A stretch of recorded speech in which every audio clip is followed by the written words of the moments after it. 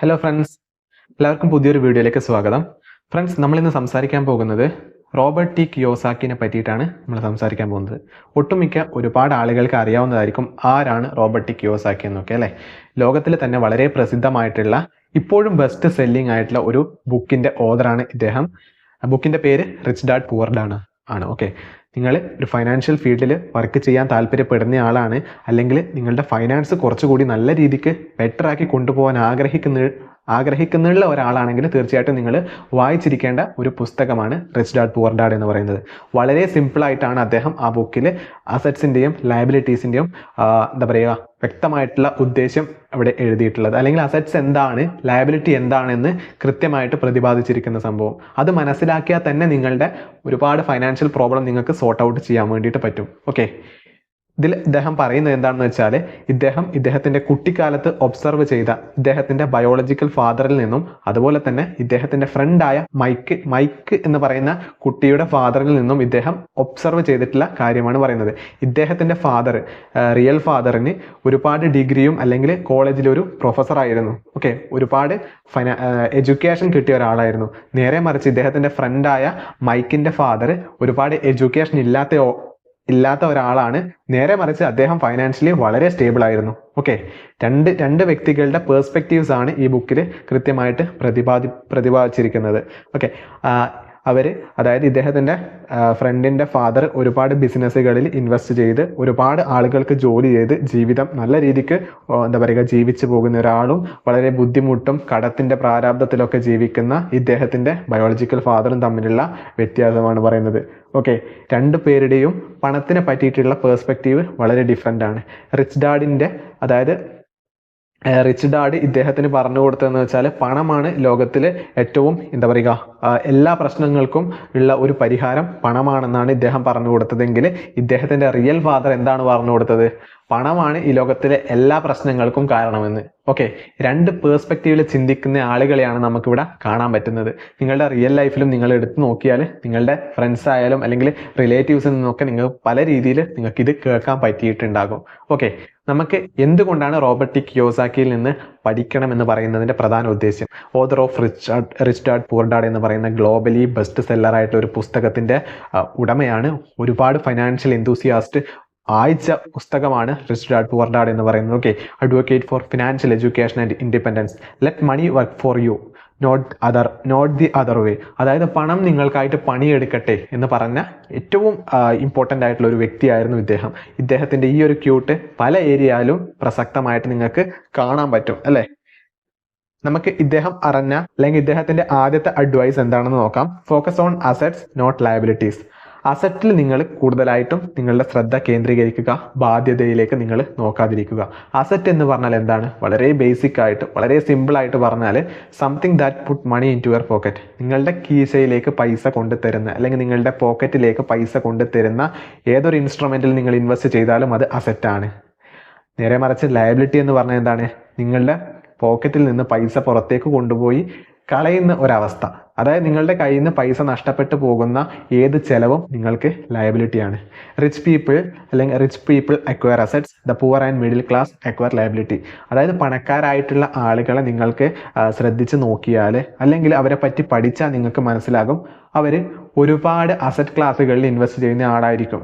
Okay, അവർക്ക് നേരെ പണിയെടുത്തിട്ടില്ല എങ്കിൽ കൂടി ഇവർ ഈ ഓൾറെഡി ഉണ്ടാക്കി വെച്ച അസറ്റ്സ്, ഫ്യൂച്ചർ ബെനിഫിറ്റ്സ് തരുന്ന ഈ അസറ്റ്സിൽ നിന്ന് ഇവർക്ക് പൈസ വന്നുകൊണ്ടേയിരിക്കും, പാസീവ് സോഴ്സ് ഓഫ് ഇൻകം വഴി. ഓക്കെ, എക്സാമ്പിൾസ് ഓഫ് അസറ്റ്സിനെ പറ്റിയിട്ട് കുറച്ച് എക്സാമ്പിൾ പറയുകയാണെങ്കിൽ, റിയൽ എസ്റ്റേറ്റ് പ്രോപ്പർട്ടി വരും, സ്റ്റോക്സ് വരും, അതുപോലെ തന്നെ ബിസിനസ് വരും. Okay, example of liability includes expensive cars, credit cards, ഡെപ്റ്റ്.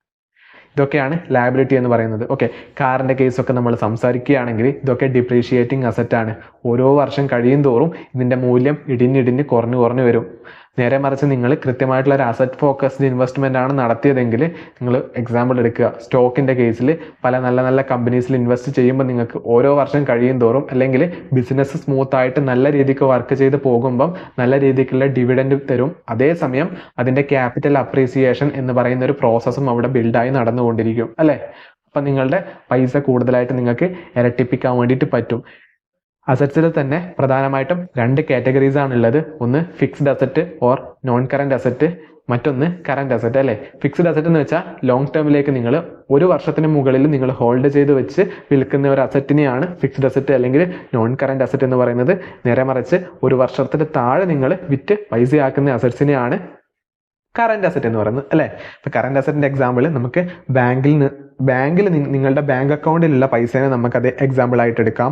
Pre payments, നിങ്ങളുടെ നേരത്തെ നിങ്ങൾ കൊടുക്കുന്ന അഡ്വാൻസ് പേയ്മെന്റ്സ് ഇല്ലേ, അതൊക്കെ നിങ്ങൾക്ക് പ്രീ പേയ്മെന്റ്സിന്റെ സെക്ഷനിൽ കൊണ്ടുവരാം. ഫോർ എക്സാമ്പിൾ പറയുകയാണെങ്കിൽ ഇപ്പം നിങ്ങളൊരു 6 മാസത്തേക്ക് വേണ്ടിയിട്ടുള്ള വൈഫൈയുടെ ബില്ല് നിങ്ങൾ ഇന്ന് സെറ്റിൽ ചെയ്തെന്ന് കരുതുക.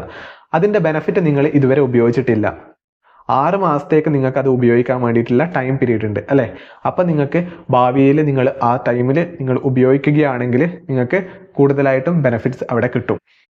പ്രീ പേയ്മെൻറ്റ്സിൻ്റെ കേസിൽ നമ്മളൊരു എക്സാമ്പിൾ സംസാരിക്കുകയാണെങ്കിൽ ഇപ്പോൾ നമ്മൾ ഒരു 6 മാസത്തേക്ക് വേണ്ടിയിട്ട് നിങ്ങൾ വൈഫൈയുടെ ബില്ല് ഇന്ന് പേ ചെയ്തെന്ന് വിചാരിക്കുക. നിങ്ങളുടെ വീട്ടിൽ 6 മാസം നിങ്ങൾക്ക് ഇതിൻ്റെ ബെനിഫിറ്റ് കിട്ടും.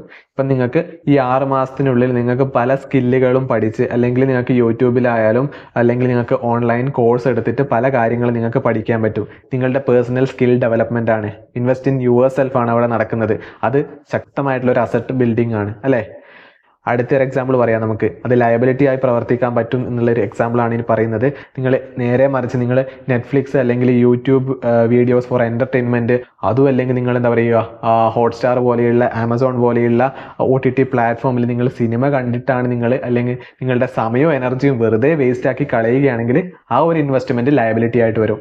അത് നമ്മൾ പറയുന്നത് വെച്ചാൽ ഒരേ സാധനം തന്നെ അസറ്റായിട്ടും ലയബിലിറ്റി ആയിട്ടും നിങ്ങൾക്ക് കാണാൻ പറ്റും അല്ലെങ്കിൽ ഉപയോഗിക്കാൻ പറ്റും എന്നുള്ളതാണ് യാഥാർത്ഥ്യം. ഓക്കെ, അക്കൗണ്ട് റിസീവബിൾസ് നമ്മളുടെ ബിസിനസ് പേഴ്സ്പെക്റ്റീവിൽ ചിന്തിക്കുകയാണെങ്കിൽ ബിസിനസ്സിന് കിട്ടാനുള്ള പൈസ, ഇൻകമിങ് ആയിട്ടുള്ള പൈസയാണ് അക്കൗണ്ട് റിസീവബിൾസ് എന്ന് പറയുന്നത്. ഇൻവെന്ററി നിങ്ങളുടെ ബിസിനസ്സിലുള്ള സ്റ്റോർ ചെയ്ത് വെച്ചിരിക്കുന്ന സാധനങ്ങൾ, അല്ലെങ്കിൽ നിങ്ങൾ വിൽക്കാൻ വേണ്ടിയിട്ട് നിങ്ങൾ സ്റ്റോർ ചെയ്ത് വെച്ചിരിക്കുന്ന പ്രൊഡക്ട്സിനെയാണ് ഇൻവെന്ററി എന്ന് പറയുന്നത് അല്ലേ. മാർക്കറ്റബിൾ സെക്യൂരിറ്റീസ് എന്താണ്? മാർക്കറ്റബിൾ സെക്യൂരിറ്റീസ് എന്ന് പറയുമ്പോൾ നിങ്ങൾ 3 മാസത്തിനും അല്ലെങ്കിൽ 1 വർഷത്തിനും ഇടയ്ക്ക് വിറ്റ് ക്യാഷ് ആക്കാൻ പറ്റുന്ന ഒരു സാധനത്തിനെയാണ് മാർക്കറ്റബിൾ സെക്യൂരിറ്റീസ് എന്ന് പറയുക. ട്രഷറി ബിൽസ് ഒക്കെ എക്സാമ്പിൾ ആണ്. ചില ബോണ്ടുകളും ഇതിൽ എക്സാമ്പിൾ ആയിട്ടുണ്ട്. ക്യാഷ് എന്ന് പറയുന്ന cash component most important liquid asset ആണ്. നമുക്ക് എല്ലാവർക്കും അറിയാവുന്ന കാര്യമാണ് അല്ലേ. The power of financial education, അദ്ദേഹത്തിൻ്റെ രണ്ടാമത്തെ ഏറ്റവും ശക്തമായിട്ടുള്ള ഉപദേശമാണ് ഫിനാൻഷ്യൽ എഡ്യൂക്കേഷൻ ഉണ്ടായിരിക്കുക എന്നുള്ളത്. Learn the difference between assets and liabilities. നമ്മൾ നേരത്തെ പറഞ്ഞ അസറ്റിൻ്റെയും ലയബിലിറ്റീൻ്റെയും വ്യത്യാസം നിങ്ങൾ കൃത്യമായിട്ടും മനസ്സിലാക്കിയിരിക്കുക. നമ്മൾ നേരത്തെ പറഞ്ഞ പോലെ തന്നെ ഇൻവെസ്റ്റ് ഇൻ യുവർ സെൽഫ് എന്ന് പറയുന്നതാണ് ബെസ്റ്റ് ഇൻവെസ്റ്റ്മെൻറ്റ് നിങ്ങൾക്ക് ചെയ്യാൻ പറ്റുന്നത്. അറ്റൻഡ് സെമിനാർ ചെയ്യാം, അതുപോലെ തന്നെ റീഡ് ബുക്സ്, പ്രാക്ടീസ് സ്കിൽസ്, നല്ല നല്ല പുസ്തകങ്ങൾ നിങ്ങൾ വായിക്കാൻ വേണ്ടിയിട്ട് ശ്രദ്ധിക്കുക.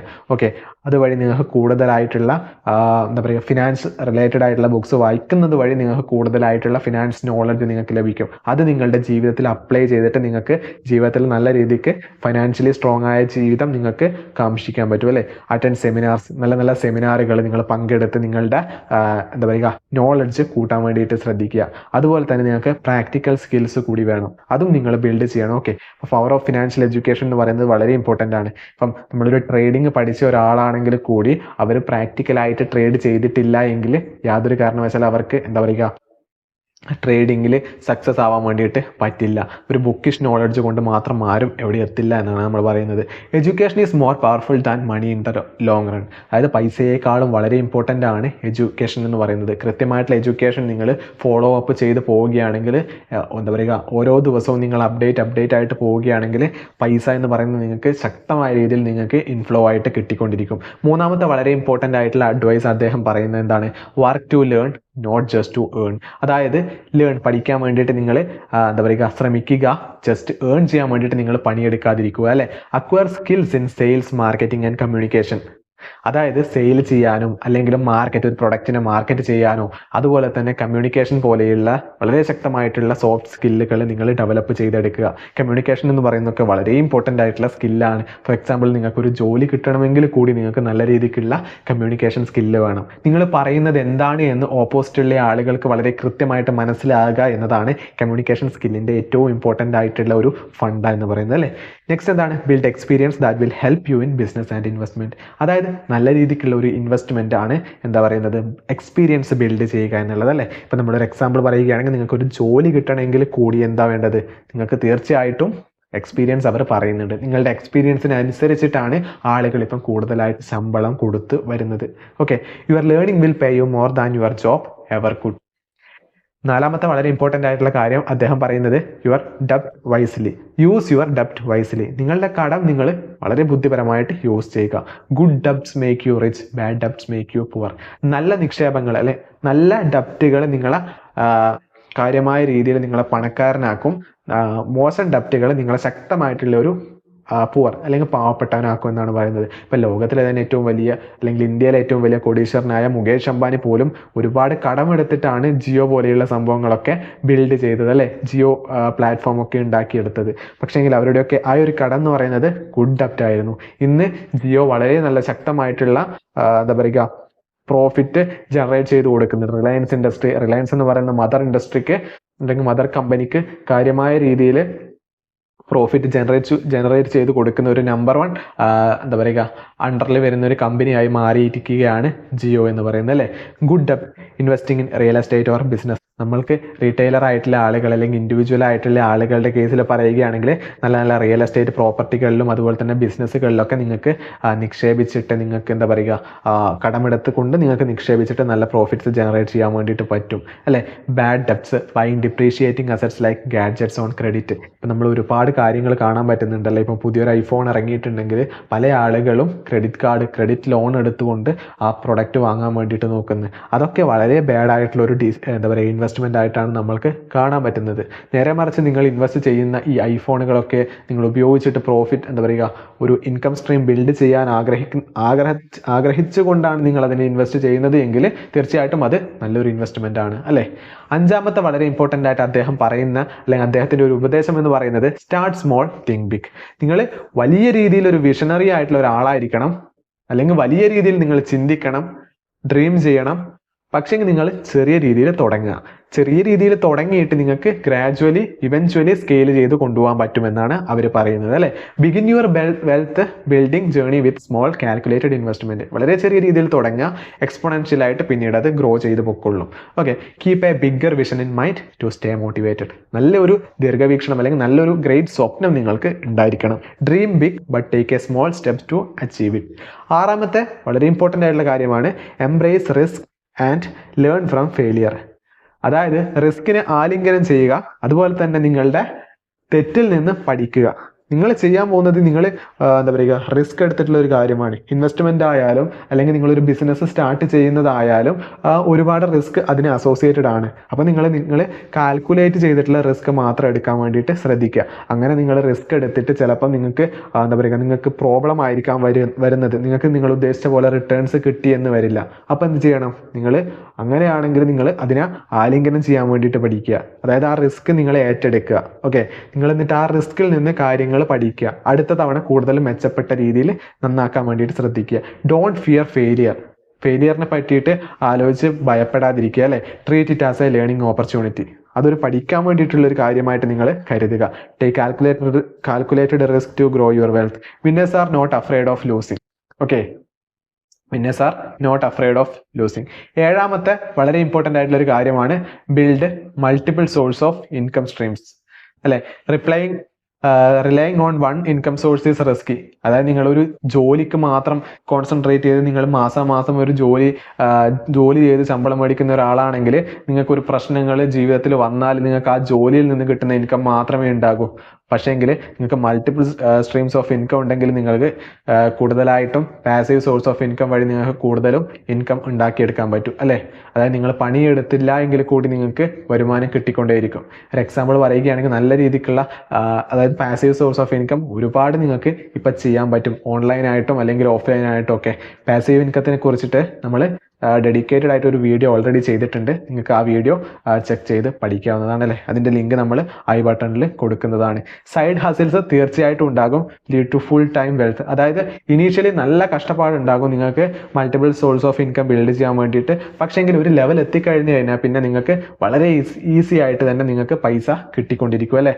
വളരെ വലിയ business, big business started as a small secondary income ആണ് അല്ലേ. Passive income is truly set it and forget it, most require maintenance and monitoring. ചെറിയൊരു മെയിൻ്റനൻസ് മാത്രം മതിയാവും നിങ്ങൾ പാസീവ് ഇൻകം സ്ട്രീംസ് ബിൽഡ് ചെയ്യുമ്പോൾ. നിങ്ങൾക്ക് ഡെയിലി കഷ്ടപ്പെട്ട് പണിയെടുക്കേണ്ട ആവശ്യമൊന്നും വരില്ല ഇനീഷ്യലി ഉള്ള സ്ട്രഗിൾ മാറിക്കഴിഞ്ഞാൽ. Okay, royalties are a powerful streams. Writing books, licensing music or creating software can generate income for years. Okay, അടുത്ത എന്താണ്, അടുത്ത ഇമ്പോർട്ടൻ്റ് ആയിട്ടുള്ള ഒരു അഡ്വൈസ് അദ്ദേഹം പറയുന്നത്, surround yourself with the right people. You are the average of the 5 people you spend the most time with it. Evaluate your circle. നിങ്ങൾ എന്ന് പറയുന്നത് നിങ്ങളുടെ കൂടെ അല്ലെങ്കിൽ നിങ്ങൾ സ്പെൻഡ് ചെയ്യുന്ന 5 ആളുകളുടെ ഒരു ആവറേജ് അല്ലെങ്കിൽ ഒരു ശരാശരി ആയിരിക്കും നിങ്ങളെന്ന് പറയുന്നത്. അപ്പം നിങ്ങളുടെ കൂടെയുള്ള ഈ 5 ആളുകൾ മെച്ചപ്പെട്ടതാണോ മോശപ്പെട്ടതാണോ എന്ന് നോക്കിയിട്ടായിരിക്കും നിങ്ങളുടെ ഒരു പെരുമാറ്റ രീതി അല്ലെങ്കിൽ നിങ്ങളുടെ ഒരു ജീവിത രീതി വരുന്നത്. ഈ 5 ആളുകളും നല്ല ഒരാളാണെങ്കിൽ നിങ്ങളും നല്ല ആളായി മാറും. ഈ 5 ആളുകളും മോശപ്പെട്ട ഒരാളാണെങ്കിൽ തീർച്ചയായിട്ടും നിങ്ങൾ മോശപ്പെട്ടു പോകും അല്ലേ. Network with mentors and like minded individuals. ഇപ്പം നിങ്ങൾക്ക് ഇഷ്ടപ്പെട്ട ഫീൽഡ് അല്ലെങ്കിൽ നിങ്ങളുടെ പാഷനോട് പൊരുത്തപ്പെട്ടു പോകുന്ന ആളുകളുമായിട്ട് നിങ്ങൾ കൂടുതലായിട്ട് ഇൻറ്ററാക്ട് ചെയ്യുകയാണെങ്കിൽ നിങ്ങൾ ജീവിതത്തിൽ കൂടുതലായിട്ട് നിങ്ങളുടെ പാഷൻ മുഖേന വിജയിക്കാനുള്ള പോസിബിലിറ്റി ഉണ്ടെന്നാണ് പറയുന്നത്. Build A team of experts in finance, law and investing. അതായത് ഇപ്പം നിങ്ങൾക്ക് ഫിനാൻസിനോടാണ് താല്പര്യമെങ്കിൽ നിങ്ങൾ ഫിനാൻസും അതുപോലെ തന്നെ ഫിനാൻസിൻ്റെ എന്താ പറയുക ലോ സ്റ്റുഡൻറ്റ് അല്ലെങ്കിൽ എന്താ പറയുക ലോ ആയിട്ട് എന്താ പറയുക ലോ പഠിക്കുന്ന വ്യക്തികൾ അല്ലെങ്കിൽ ലോനെ പറ്റിയിട്ട് കൂടുതൽ അറിയാൻ താല്പര്യമുള്ള കുറേ ആളുകൾ ഉണ്ടാവും അല്ലേ. അവരൊക്കെ ആയിട്ട് ഇൻട്രാക്ട് ചെയ്യാൻ വേണ്ടിയിട്ട് നോക്കുക. അതുപോലെ തന്നെ ഇൻവെസ്റ്റിംഗ് ഫീൽഡിൽ കൂടുതലായിട്ടും നോളജ് അല്ലെങ്കിൽ പാഷനേറ്റ് ആളുകളുമായിട്ട് നിങ്ങൾ കൂടുതലായിട്ടും ഇൻട്രാക്ട് ചെയ്യാൻ വേണ്ടിയിട്ട് ശ്രമിക്കുക. അങ്ങനെ നിങ്ങൾക്ക് ഗ്രാജുവലി നിങ്ങളുടെ എന്താ പറയുക ലൈഫ് സ്റ്റൈൽ ബെറ്റർ ആക്കാൻ പറ്റും. അതും അല്ലെങ്കിൽ നിങ്ങൾക്ക് നിങ്ങളുടെ പാഷനേറ്റ് ആയിട്ടുള്ള എക്സ്പെർട്ടൈസ് നിങ്ങൾക്ക് ബിൽഡ് ചെയ്യാൻ വേണ്ടി പറ്റും. Your network determines your net worth അല്ലേ. 9ാമത്തെ വളരെ ഇമ്പോർട്ടൻ്റ് ആയിട്ടുള്ള ഒരു അഡ്വാൻസ്ഡ് കാര്യമാണ് അദ്ദേഹം പറയുന്നത്, focus on cash flow not capital gains. Cash ഫ്ലോനെ നിങ്ങൾ കൂടുതലായിട്ടും ഫോക്കസ് ചെയ്യുക, ക്യാപിറ്റൽ ഗെയിൻസിനെ നിങ്ങൾ ശ്രദ്ധിക്കുക അല്ലേ. Prioritise investments that generate regular cash flow. Regular cash flow generate ചെയ്യുന്ന ഇൻവെസ്റ്റ്മെന്റ് എന്ന് പറയുമ്പോൾ നിങ്ങൾക്ക് ഡിവിഡൻഡ് സ്റ്റോക്കിൽ ഇൻവെസ്റ്റ് ചെയ്യാം. അതുപോലെ തന്നെ റെന്റൽ പ്രോപ്പർട്ടീസിൽ ഇൻവെസ്റ്റ് ചെയ്യാം അല്ലേ. റെന്റൽ പ്രോപ്പർട്ടീസിലൊക്കെ നിങ്ങൾക്ക് ഇൻവെസ്റ്റ് ചെയ്താൽ എന്തൊക്കെ സംഭവിക്കും? ഒന്നാമത് നിങ്ങൾക്ക് ക്യാപിറ്റൽ അപ്രീസിയേഷൻ എന്ന് പറയുന്ന സംഭവം നിങ്ങൾക്ക് കിട്ടും. അതേസമയം തന്നെ നിങ്ങൾക്ക് റെന്റൽ പ്രോപ്പർട്ടി അല്ലേ, അത് വാടകയ്ക്ക് കൊടുത്താൽ അതിൽ നിന്നും മന്ത്ലി നിങ്ങൾക്കൊരു എമൗണ്ട് നിങ്ങൾക്ക് വരുമാനമായിട്ട് വരും. ഓക്കെ, അതേപോലെ തന്നെ നിങ്ങൾ ഡിവിഡൻഡ് സ്റ്റോക്ക് ഇപ്പോൾ ITC പോലെയുള്ള അല്ലെങ്കിൽ gas authority of India limited പോലെയുള്ള കമ്പനീസിലൊക്കെ നിങ്ങൾക്ക് നിക്ഷേപിക്കുകയാണെങ്കിൽ അതും ക്യാപിറ്റൽ അപ്രീസിയേഷന് വിധേയമാവുന്നതോടൊപ്പം തന്നെ നിങ്ങൾക്ക് നല്ല ഡിവിഡൻഡ് ലാഭവിഹിതം ക്വാർട്ടർലി ബേസിസിലോ അല്ലെങ്കിൽ annually or final interim dividend അല്ലെങ്കിൽ ഫൈനൽ ഡിവിഡൻഡ് മുഖേനയൊക്കെ നിങ്ങൾക്ക് കിട്ടുന്നതായിരിക്കും അല്ലേ. It's not what you earn but what you keep. അതായത് റോബർട്ട് കിയോസാക്കി പറയുന്ന വളരെ ഇമ്പോർട്ടൻ്റ് ആയിട്ട് മറ്റൊരു കാര്യമാണ്, നിങ്ങൾ ഏൺ ചെയ്യുന്നത് എത്ര എന്നുള്ളത് വലിയ പ്രാധാന്യപ്പെട്ട ഒരു കാര്യമല്ല. നേരെ മറിച്ച് നിങ്ങൾ ഏൺ ചെയ്യുന്നതിൽ എത്ര തുക നിങ്ങൾ ഇൻവെസ്റ്റ് ചെയ്ത് അല്ലെങ്കിൽ നിങ്ങൾ സ്വരൂപിക്കാൻ വേണ്ടിയിട്ട് അല്ലെങ്കിൽ നിങ്ങളുടെ പൈസ നിങ്ങൾക്ക് വേണ്ടിയിട്ട് വർക്ക് ചെയ്യാൻ വേണ്ടിയിട്ട് മാറ്റി വെക്കുന്നുവോ അതാണ് നിങ്ങളുടെ ലോങ് ടേം വെൽത്തിനെ ഡിറ്റർമൈൻ ചെയ്യുന്നൊരു ഫാക്ടർ എന്ന് പറയുന്നത് അല്ലേ. 10ാമത്തെ വളരെ ഇമ്പോർട്ടൻ്റ് ആയിട്ടുള്ള കാര്യമാണ് take action and start now. അതായത് നമ്മൾ ഈ പറഞ്ഞ ഈ കാര്യങ്ങളൊക്കെ നിങ്ങൾ അറിഞ്ഞിരുന്നത് കൊണ്ട് യാതൊരുവിധ കാര്യവുമില്ല. അതിനു വേണ്ടിയിട്ട് നിങ്ങൾ ഇപ്പോൾ തന്നെ ആക്ഷൻ എടുക്കുക എന്നുള്ളതാണ് വളരെ ഇമ്പോർട്ടൻ്റ് ആയിട്ടുള്ള കാര്യം. അതിനുവേണ്ടി നിങ്ങൾ ഇപ്പോൾ തന്നെ തുടങ്ങാൻ വേണ്ടി ശ്രദ്ധിക്കുക. നിങ്ങൾ ഇൻവെസ്റ്റ് ചെയ്ത് ഇതുവരെ തുടങ്ങിയിട്ടില്ല എങ്കിൽ ജസ്റ്റ് നിങ്ങൾക്കൊരു ബ്രോക്കറുടെ ഡിമാറ്റ് അക്കൗണ്ട് ഓപ്പൺ ചെയ്തിട്ട് നിങ്ങൾക്ക് ചെറിയൊരു തുക ഇൻവെസ്റ്റ് ചെയ്ത് നിങ്ങൾക്ക് സ്റ്റാർട്ട് ചെയ്യാവുന്നതാണ് അല്ലേ. പിന്നീട് നിങ്ങൾക്ക് അതിൻ്റെ ഒരു വളർച്ച കണ്ടിട്ട് ഗ്രാജുവലി നിങ്ങളുടെ ഇൻകം കൂടുന്നതിനനുസരിച്ച് നിങ്ങൾക്ക് അതിൽ കൂടുതലായിട്ടുള്ള നിക്ഷേപം നടത്തിയിട്ട് അതിനെ ബിൽഡ് ചെയ്ത് കൊണ്ടുപോകാം. Knowledge without action is useless. അതായത് നിങ്ങൾക്ക് നോളജ് കൃത്യമായിട്ടുള്ള അറിവുണ്ട്, പക്ഷേങ്കിൽ നിങ്ങളൊന്നും പ്രവർത്തിക്കുന്നില്ല എങ്കിൽ നിങ്ങളുടെ അറിവ് എന്ന് പറയുന്നത് ആർക്കും ഉപകാരമില്ലാത്ത ഒരു കാര്യമായിട്ട് മാറും. Start small but start today. ചെറിയ രീതിക്ക് തന്നെ തുടങ്ങിക്കോ, പക്ഷെങ്കിൽ ഇന്ന് തന്നെ തുടങ്ങുക. The best time to plant a tree was 20 years ago. The second best time is now. വളരെ ഇമ്പോർട്ടൻ്റ് ആയിട്ടുള്ള ഒരു ക്യൂട്ടാണ്. ആരാ പറഞ്ഞതെന്ന് ഓർമ്മിക്കുന്നില്ല, പക്ഷെങ്കിൽ നിങ്ങൾക്ക് ഇത് വായിച്ച് നോക്കാം, കൃത്യമായിട്ട് നിങ്ങൾക്ക് മനസ്സിലാവും. The best time to plant a tree was 20 years ago. നിങ്ങൾക്ക് ഒരു മരം നടാനുള്ള ഏറ്റവും ബെസ്റ്റ് ടൈം എന്ന് പറയുന്നത് 20 വർഷം മുമ്പേ ആയിരുന്നു. കാരണം അങ്ങനെ മുമ്പേ നിങ്ങൾ നട്ടിട്ടുണ്ടെങ്കിൽ ആ മരത്തിൽ നിന്നുള്ള ഒരു ബെനിഫിറ്റ് നിങ്ങൾക്ക് ഇപ്പോൾ അനുഭവിക്കാമായിരുന്നു. ഇനി നിങ്ങൾക്ക് ചെയ്യാൻ പറ്റുന്ന ഒരു കാര്യം എന്ന് വെച്ചാൽ ഇപ്പോൾ അത് നടുക. 20 വർഷം കഴിഞ്ഞാൽ നിങ്ങൾക്ക് അത് ഉപയോഗിക്കാൻ പറ്റും. അതിൻ്റെ ബെനിഫിറ്റ്സ് നിങ്ങൾക്ക് എന്താ പറയുക ഉപയോഗിക്കാൻ പറ്റും അല്ലേ. ഫൈനലി നമ്മൾ കൺക്ലൂഷൻ സ്റ്റേജിൽ എത്തിയിട്ടുണ്ട്. Start with Kiyosaki's principles today. Focus on long-term wealth building strategies. കിയോസാക്കിയുടെ ഈ തത്വങ്ങൾ നിങ്ങൾ ഇപ്പോൾ തന്നെ നിങ്ങളുടെ ജീവിതത്തിൽ അപ്ലൈ ചെയ്യാൻ വേണ്ടിയിട്ട് ശ്രമിക്കുക.